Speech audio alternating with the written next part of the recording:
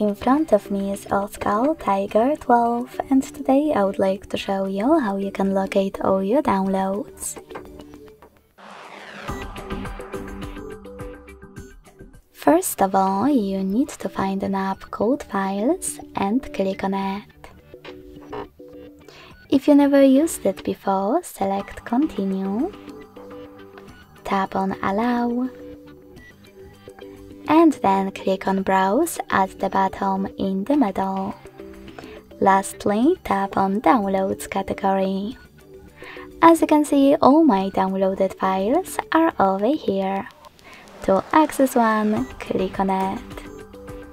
Thanks so much for watching. If you enjoyed this video, don't forget to leave a like, comment and subscribe. Bye!